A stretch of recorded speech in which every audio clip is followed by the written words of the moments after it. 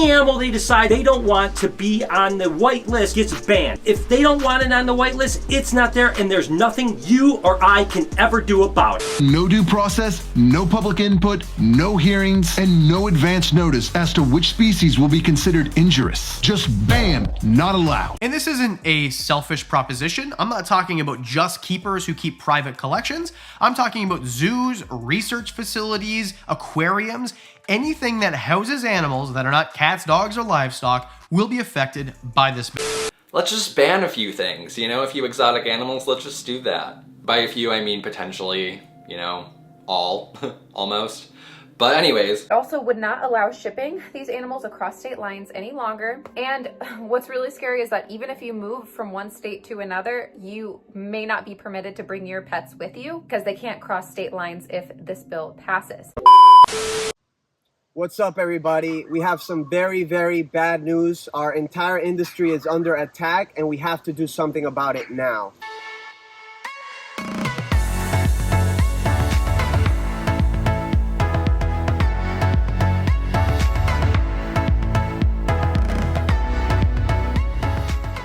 So if you guys haven't heard, there's a big bill going around called the America Competes Act. What this is for is to stimulate the United States economy post-COVID.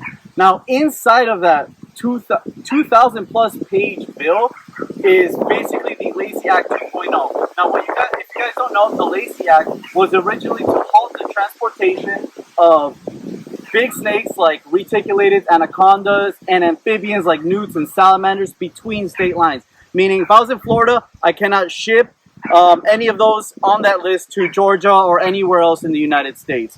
Now, when they passed that Lacey Act a few years ago, USARK took them to court, and actually a federal judge reversed that ruling, basically giving us the win, allowing us to be able to transport retics, anacondas, everything I just mentioned between state lines.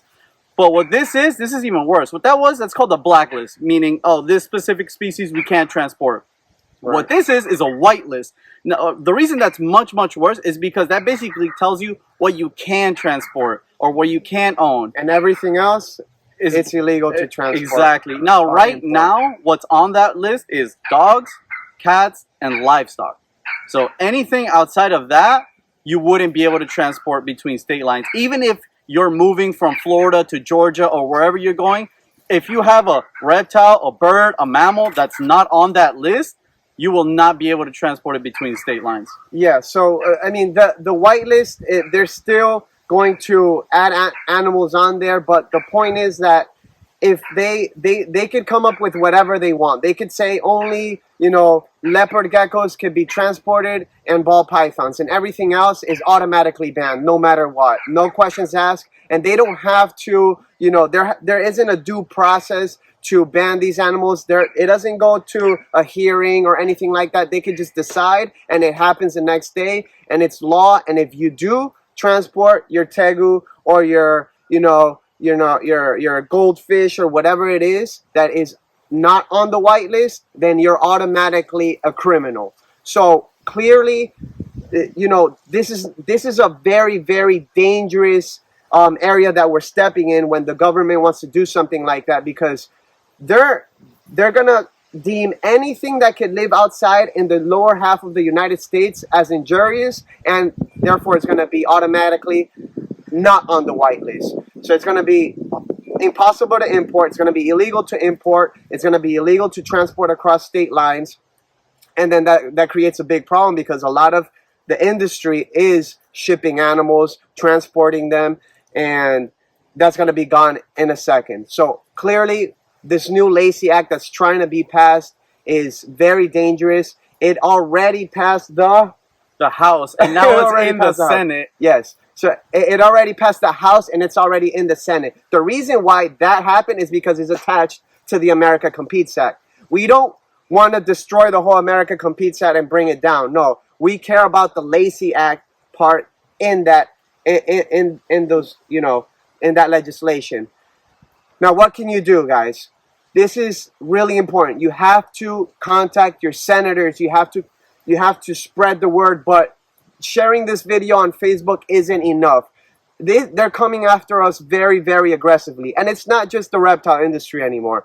It's anything that is an exotic animal, anything that's a small mammal, a bird, a fish, things that are not a dog, cat, or livestock is in this Lacey Act. So they're coming after us very, very, very aggressively. The extreme animal groups are funding this thing, and if you've listened to any other stuff that they talk about, it's kind of scary. They don't want zoos. They don't want, people to have reptiles. They don't want reptile shows. They don't want any of that stuff. And this is not sensationalism. This is literally on their website. You could go look at that. So please, you have to send an email to your senators. You have to give them calls. There's a template that you can copy and paste if you don't want to, muster up your whole own thing.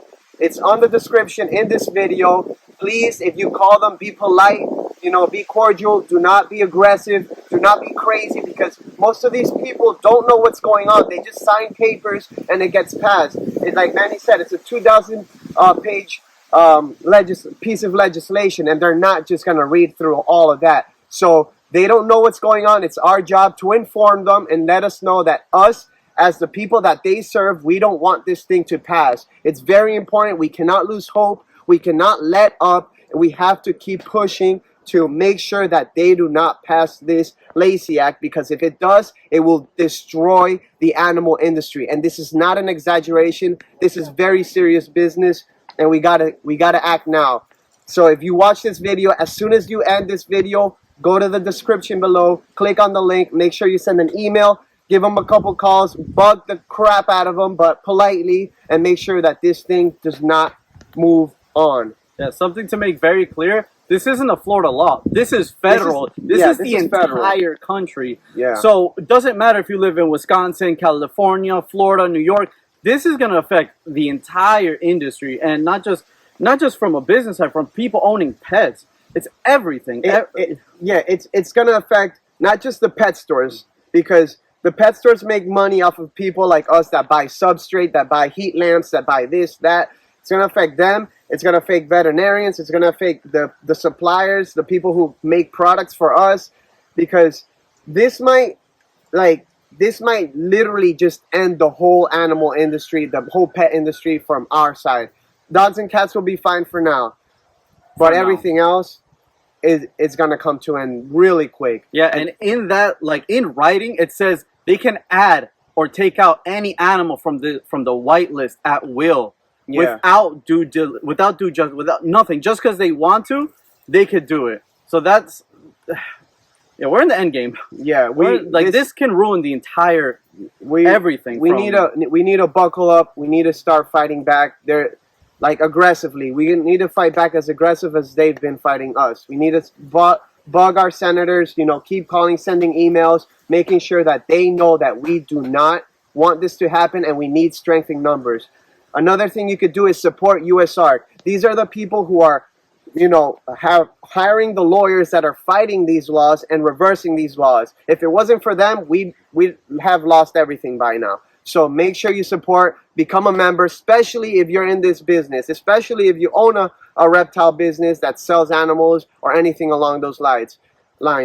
Make sure you go to their website, support, donate what you can, and this is serious business. Alright guys, so aside from that, we have some good news. Our Cayman lizard here, if you saw one of our last videos, he was impacted, and he was having a little bit of trouble passing down some of the food that he had because of how cold it was and all this other stuff. Anyways, we had to give him some medication. The vet had to do some enemas, and a couple days ago, I was very happy to see that I came in here to give him medication, and there's a big chunk of poop, hard poop, just like that was in the water. So he's good now. Unfortunately, all this having to medicate him and everything, he's gotten very kind of mean, and we've been feeding him back up now. So we're doing a lot of turkey and dog food or cat food mixed with snails, kind of to beef him back up, because he did lose a little bit of his body weight. But at least he's fine now, and he's gonna be living for a long time, and hopefully nothing like this ever happens again. So just wanted to show you guys, give you an update on what the Cayman lizard, how the Cayman lizard is. And I also wanted to give you guys an update on our Salabrosis, our Sartorius salabrosis. We finally paired up our biggest pair, and we're just actually going to check up on them right now. We're really excited. This is the first time that we pair up these rough-throated Australian leaf-tailed geckos, and I just want to show you guys what they look like, and basically talk to you a little bit about how you breed them and stuff. Not that we're experts here or anything, because this is our first time breeding them, but we have gotten some tips from the OG Phil Tremper, and he has told us what he does, and he's bred them for many, many years. So let's just check on them first. Let's see.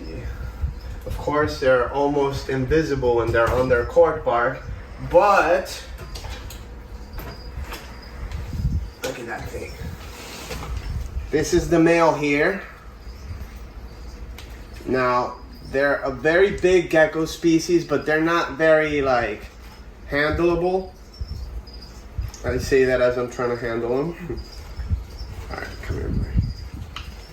Look at this guy. Oh, okay, all right. Just making sure that they are doing good, because these guys could really hurt themselves, and Phil told me to be checking up on them, especially when you first pair them up. So that's what I'm doing right now. Now, as far as breeding goes, you want to make sure that these guys are at least 3 years old before you pair them up. You know, you don't want to pair them up too prematurely, because the females will have a very, very rough time. So this is a female, by the way. You can see she's a little bit thicker, beautiful tail. She's perfect, and that's how I hope she stays. Hopefully she doesn't lose her tail or anything. But anyways, these guys, you want to make sure they're at least 3 years old. You want to make sure you're feeding very nutrient-rich crickets or dubia roaches, you know, super worms, basically a wide variety of insects and a wide variety of gut loading that goes into those insects, because they're gonna need it, you know. Now, Phil told me that with this species and honestly some of the other nocturnal gecko species, you gotta watch the D3 and the calcium. So maybe give D3 and their calcium once every 2 or 3 weeks, but it's really not necessarily, because they're gonna be hiding most of the time. Now, their environment, of course, they're gonna need, as far as the substrate goes, we actually put a lay box in here, but Phil told us that that's not really how they lay eggs, so I gotta get rid of that. What he told us they do is, they'll kind of like make a little nest, kind of like a crocodilian, where they'll put all the dirt to the side and they'll lay the eggs in there, and then and they'll do it in the substrate. So we're gonna change out this mulch for some peat moss or some like dirt, and we'll give them a couple layers, a couple inches of dirt. That way the female, once she's ready to lay, she'll just go in there and start making her nest. Another thing that's really important with these guys is that you don't want to mess with them too much. You kind of want to let them be. Right now we're checking up on them and I'm showing them to you, but you don't want to be handling them all the time, especially if they're breeding, and that's the way they're going to thrive. You want to give them big pieces of cork, and as far as humidity and temperatures go, you could keep them at room temperatures. You could give them a small little hot spot of maybe like 78, 80 degrees, but for the most part they're going to stay at room temperature, and they don't require UVB, but you can provide it if you want. And another thing is, these guys are not going to be kept super humid like some of the other gecko species. You want some humidity on there, and of course you want to mist them so they get their water, but you don't want to keep it as humid as like a cave gecko, for example, because these guys do come from a little bit more of an arid climate. So a lot of cork rounds, you know, a lot of cork pieces, because they love to hide in here and blend in, and a lot of visual barriers, like I like to give all my geckos, just so they're not, you know, constantly looking at each other and stressing themselves out. Remember, big open spaces is going to stress out any gecko species, so you want to make sure that they can feel very secure. As far as like their temperament goes, as you saw, we don't really handle these guys. They're pretty chill, but you know, you just want to make sure that they're looking good and that you're not always bothering them, because then their health will decline. I think that covers basically everything with these guys. They're pretty solid animals. They're very hardy and very, very beautiful. So we'll keep you updated as when we get eggs and what happens, and we're super excited to work with these guys for the first time. All right, guys, that wraps up another video. Please make sure you support USARK in our fight to keep all of our animals. And if you like the content, make sure you subscribe and follow us on all our other social medias. We got Facebook, Instagram, Snapchat, TikTok, everything under the social media banner. So make sure you follow us, and we will see you on the next one. Thank you.